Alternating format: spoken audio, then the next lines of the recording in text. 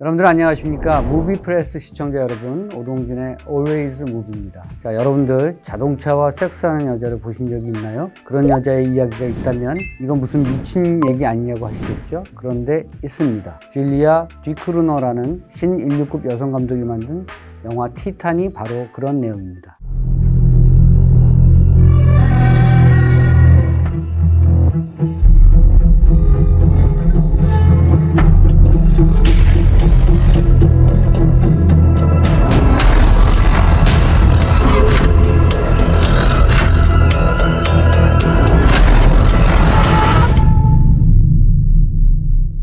이 영화를 향해서 칸 영화제는 지난해 황금 종려상이라는 경배를 들었었죠. 디크루너 본인도 조금 놀랐던 모양입니다. 자신의 괴물 같은 영화에 상을 줘서 고맙다는 말을 했었으니까요. 자, 그런데 이런 영화 예전에도 있었죠. 캐나다의 거장 데이빗 크로넨버그가 만들었었습니다. 1983년작 비디오드롬과 1998년에 크래쉬, 그리고 1999년에는 엑시스텐즈라는 영화가 있었죠. 얼마 전에는 BBC 6부작 드라마가 있었는데요. Years and Years라는 작품이 있었습니다. 자, 이런 영화들의 공통점은 다들 무엇이냐? 바로 인간이 기계와 결합하고 싶어하는 얘기입니다.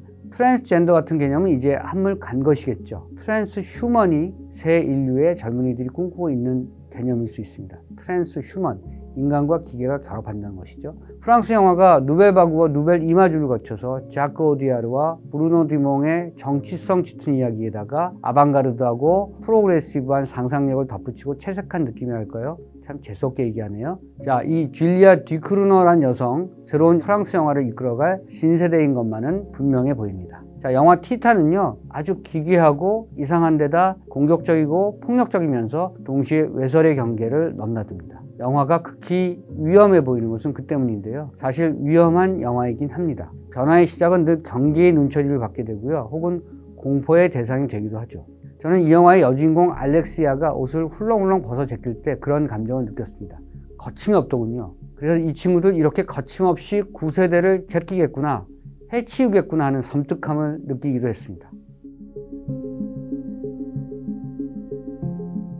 자, 영화 티탄의 줄거리를 잠깐 보겠습니다. 영화의 주인공 알렉시아는요, 어릴 때 행동 과잉 증후군이 있었고요. 아빠의 차를 타고 가면서 칭얼대는 바람에 사고가 크게 났습니다. 당연히 머리를 다쳤죠. 그래서 머리에 티타늄을 박았는데 이게 결국 그녀를 이상 성격의 괴물로 만듭니다. 알렉시아는 의사인 아버지와 거의 남처럼 지내면서 폭주족들이 드나드는 라이브 바에서 스트리퍼로 일하면서 살아갑니다. 알렉시아는 자신이 차라리 기계, 곧 자동차와 결합되어 있다고 생각하죠. 그녀는 종종 차 뒷좌석에서 쉬거나 잠을 자는데 그게 마치 차와 섹스를 하는 것처럼 느껴집니다. 알렉시아는 자신이 가장 사랑하는 자동차와의 관계에 남이 끼어든 것을 좋아하지 않죠. 알렉시아가 자신에게 섹스를 요구하는 남자들을 가차없이 죽이거나 그나마 용인하는 관계로 보였던 레즈비언 파트너도 결국 살해하는 건 그런 이상 심리 때문이자 이상 성욕 때문입니다. 그녀는 자기 아닌 또 다른 자기가 별도의 다른 파트너에게 구애를 받거나 한눈을 파는 꼴을 보지 못하는 셈이죠. 그녀 안에는 또 다른 자아, 그녀 자신이 있기 때문입니다. 자, 몇 건의 연쇄살인으로 당연히 알렉시아는 지명수배를 받게 되겠죠. 자, 그녀는 경찰의 감시를 피하기 위해서 남장을 하고요. 머리도 바짝 짧게 깎습니다. 그런데 이때부터 진짜 문제가 발생하죠. 그녀에게는 뜻하지 않는 아빠가 생기기 때문인데요. 이 새 아빠는 소방대장입니다. 이 남자는 오래전에 납치됐다가 간신히 되찾았다고 생각하는 아들, 곧 남장을 한 알렉세이를 자신의 소방대에서 일하게 합니다. 그런데 알렉시아는 그 이전에 이미 이런저런 난잡한 성관계로 임신을 한 상태고요. 배는 불러오겠죠.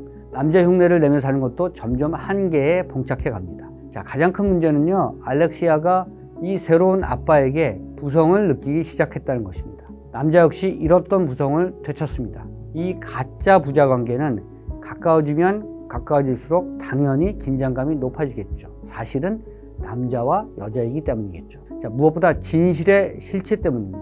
알렉시아는 살인범이죠. 연쇄살인범입니다. 그것도 뚜렷한 동기를 지니고 있지 않은 일종의 사이코패스입니다. 남자는 점점 그 사실을 알게 되고요. 그럼에도 불구하고 남자는 아빠의 역할을 계속하려고 합니다.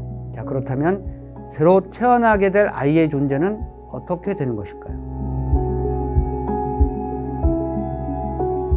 자, 영화 티탄은요, 무엇보다 관계의 재설정에 대해서 화두를 꺼내듭니다. 여자는 사람을 죽입니다. 그녀를 거둬들인 늙은 남자의 직업은 사람을 구하는 일이죠. 이유 없이 사람을 죽이던 여자는 자기가 불길 속에서 혹은 위험 속에서 사람을 구하게 되는 아이러니한 상황에 처합니다. 늙은 남자는 어차피 죽을 자이든 죽일 자이든 일단 구하는 게 직업이죠. 하지만 그의 딜레마는 사람을 죽이는 사람을 아예 죽여서 나머지 다른 산 사람을 살려야 하는 것인지 아니면 사람을 죽이는 사람까지 살려야 하는 것인지의 문제에 봉착한다는 것이죠. 그건 결국 구인, 곧 사람을 구한다는 구인과 구원의 문제일 수 있습니다.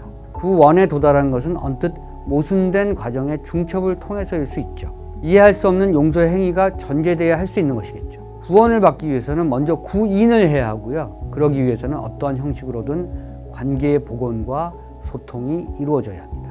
영화 티탄은 바로 그런 얘기를 하려고 하는 영화죠.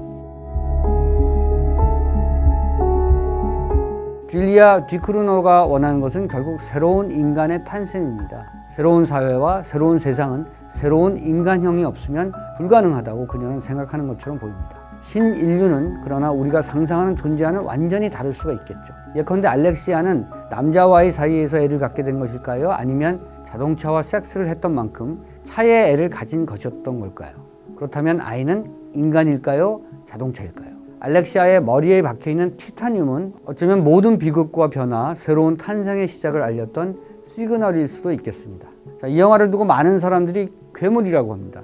흥행이 터지지 않은 것은 표현 수위가 너무 세다는 한간의 소문 때문이겠죠. 그러나 영화가 괴물인 것은 사회가 괴물이고 사람 스스로 괴물이기 때문이겠죠. 영화 티탄은 괴물의 세상에서 태어난 괴물의 아이 같은 영화입니다. 자, 이 영화 놓치지 마시기 바랍니다. 세상의 변화를 감지할 수 있는 작품이기 때문입니다.